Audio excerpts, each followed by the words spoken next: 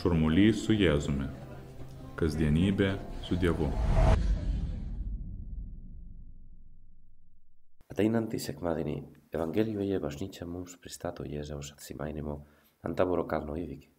Mūsų gavėnios maršrute iki Velykų stoties tai yra antrasis kelionės etapas. Pirmasis buvo gundymai dykumoje, o antrasis šis atsimainimas. Šiame etape galime mokytis sustoti gyvenimo šurmulyje, užmegzti pokalbį su Jėzumi ir užsidegę jo meilės, tęsti gyvenimą su atnaujintu, su sudievintu tarnavimu kitiems.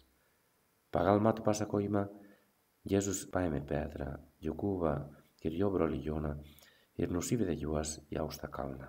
O ten, ant kalno, Jėzus pasirodo tiems trims mokiniams persimainęs, švytintis. Tuomet šalia jų pasirodo ir Mozė ir Elijas, kurie kalbasi su juo. Jėzaus veidas pasidaro toks spindintis, drabužiai tokie balti, o atmosfera tokia smagi, kad Petras nori ten pasilikti, beveik tarsi sustabdyti tą akimirką.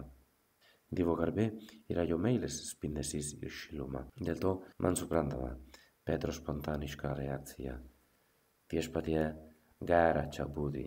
Tuoj pat iš aukštybių pasigirsta Dievo tėvo balsas, skelbiantis Kristų savo mylimuoju sūnumi ir sakantis, klausykite jo. Tokiu įvykiu Dievas tėvas nori pastatyti Jėzų visų mūsų dėmesio centre.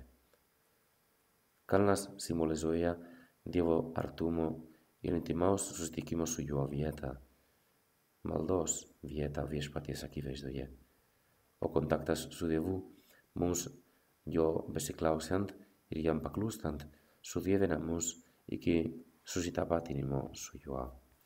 Tai gerai suprantama krikščioniškuosiuose rytuose. Ten Jėzaus atsimainimas yra viena didžiausių metų iškilmių kartu su Velykomis, Kalėdomis ir Šventojo kryžiaus išaukštinimu. Jų akimis šis įvykis išreiškia visą teologiją apie žmogaus prigimties sudievinimą per malonę, kuri pagrindiniai gaunama per sakramentus ir maldą. Mes, Krikšto metu apsivilkę Kristumi, esame apšviesti Dievo šlovės spindesio, o laikų pabaigoje, po visuotino prisikėlimo su Jėzumi, ir mūsų trapus kūnas spindės kaip jo kūnas ant Taboro kalno. Susivienyje su Jėzumi spindėsime savo sudvasintų žvilgsnių, tam tikrų būdų atnaujinę savo sielos pėdsakus, tapę panašus į jo paveikslą.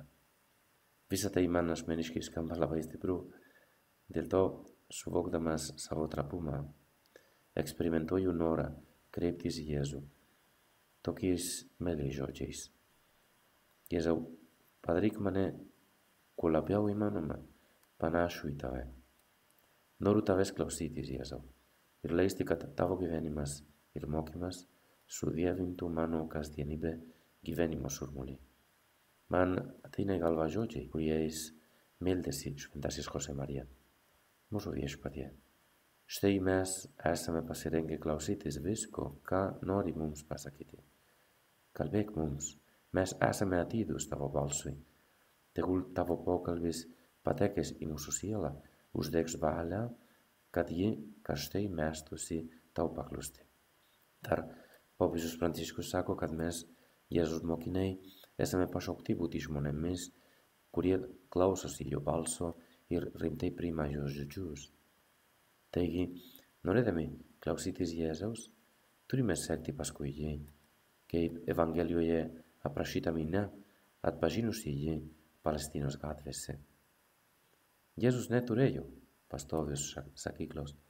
Jis buvęs keliaujantis mokytojas ir savo mokymą siūlęs gatvių šurmulyje, įveikdamas atstumus, kurie ne visada buvo numatomi ir kartais kiek nepatogus, ir šiandien nori apreikšti mums širdies susikaupime savo išmintį, suteikti savo malonę, sudievinti mus. Popiežiaus komentaras toks: šio atsimainimo epizode verta išskirti du reikšmingus elementus, kuriuos galima apibendrinti dviem žodžiais: pakilimas ir nusileidimas.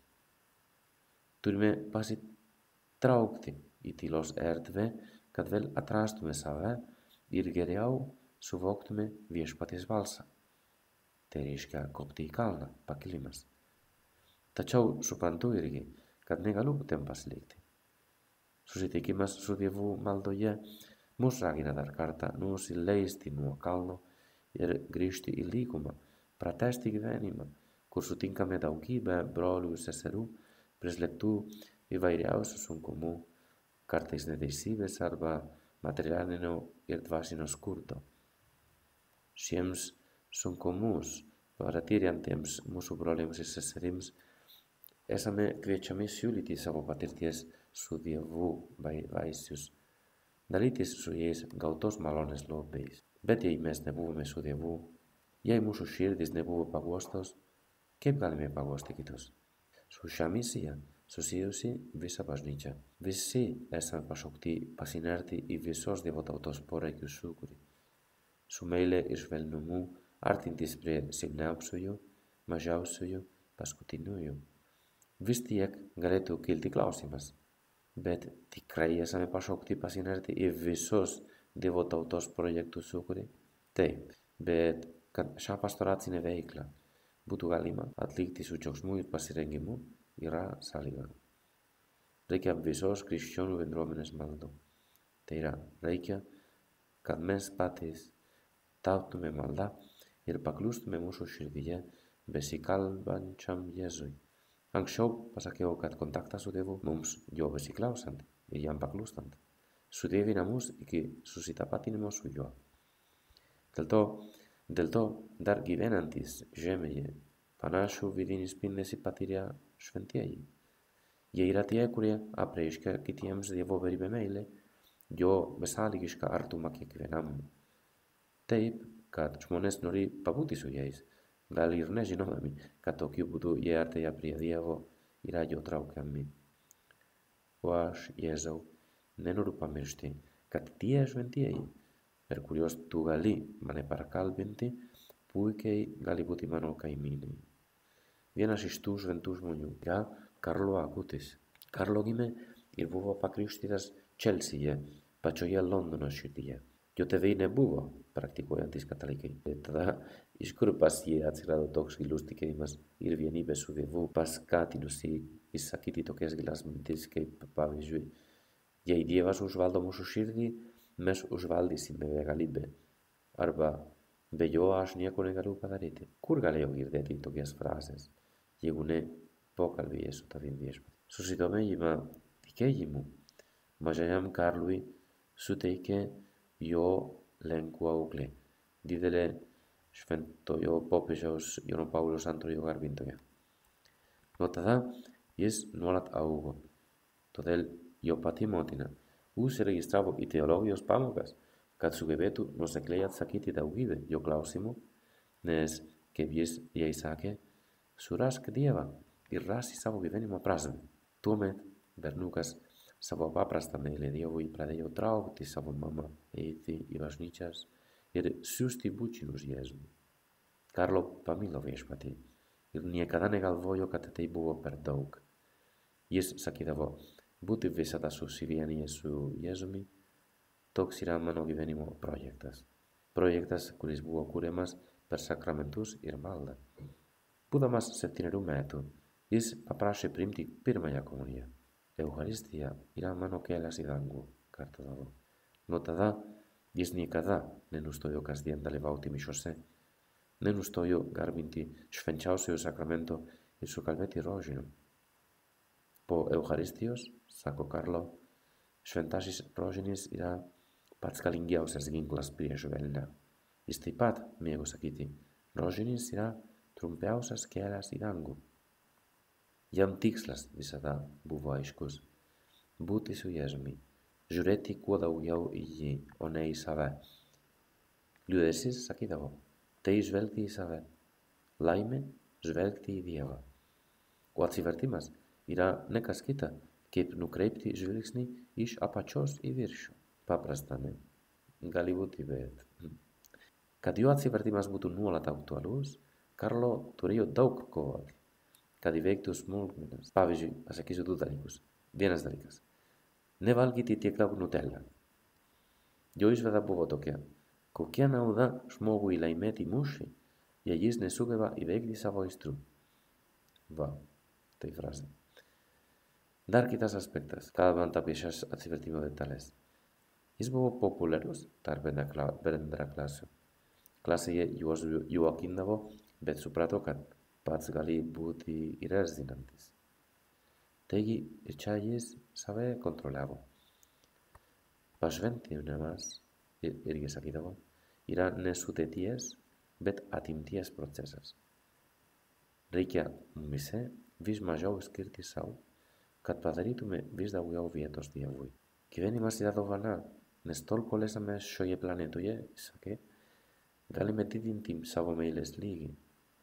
Kuo jis bus aukštesnis, tuo labiau džiaugsimės amžiną Dievo palaimą. Karlo stengėsi mylėti visus aplinkinius darbais. Pirmosios jo santaupos buvo skirtos benamiui, kurį jis pamatė pakeliui į bažnyčią. Jis jam nupirko miegmaišį. Jis padėjo tiek daug benamių, kad jo laidotuvų dieną bažnyčioje buvo nemažai vargšų.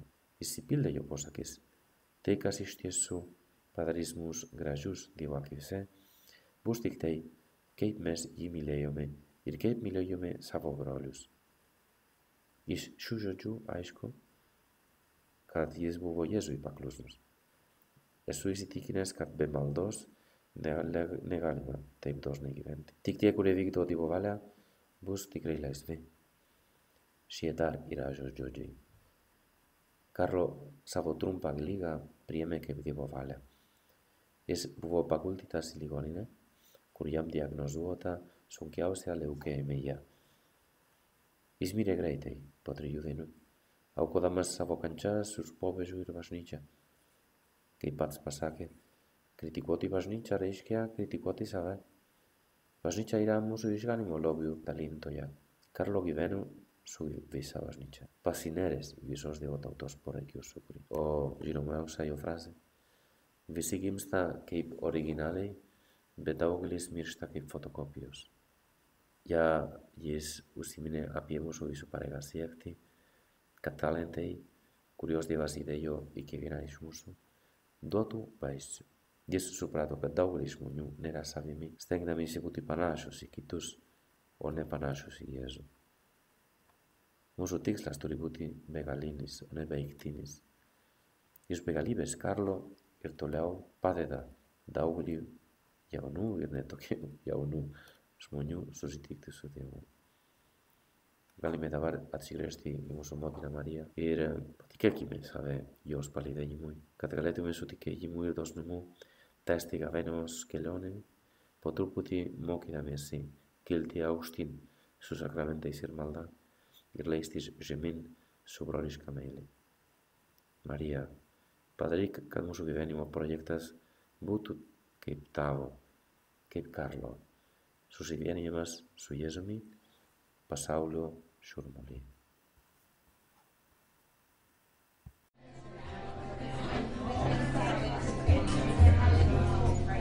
Šurmulys su Jėzumi. Kasdienybė su Dievu.